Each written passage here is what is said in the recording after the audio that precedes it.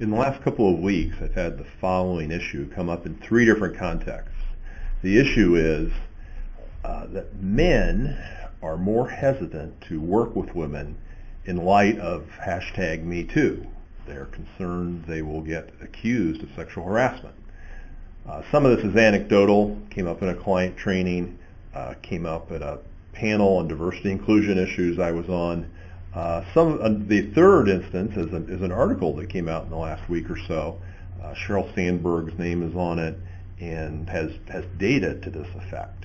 So this is something we need to talk about as organizations.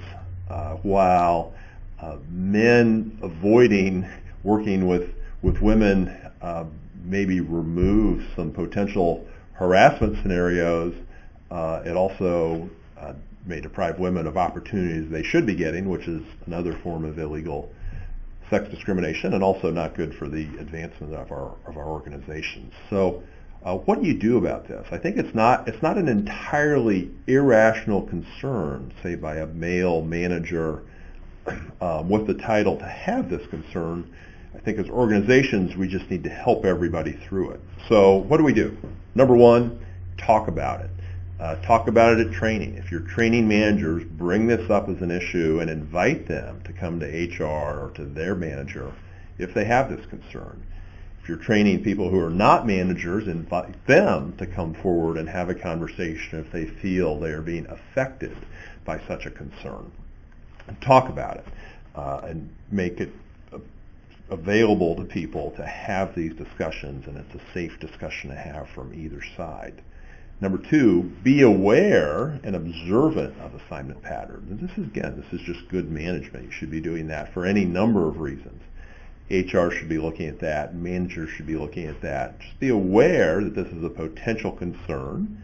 And if you see something that may fit this, have that discussion with HR. It doesn't have to be an accusation or that it's happening, but just know that it's an issue. And if somebody thinks, I might have a concern there, just as we've talked about, if you have a concern about observing certain conduct or something, bring it up in what's appropriate way and have the discussion. And number three, when we get to this point, whether it's someone coming forward with the concern about him or herself, whether it's somebody observing something, just strategize about it. Maybe it means somebody who's used to interacting in certain kinds of social situations might want to restructure that in light of the concern for interactive situations that are less likely to raise allegations.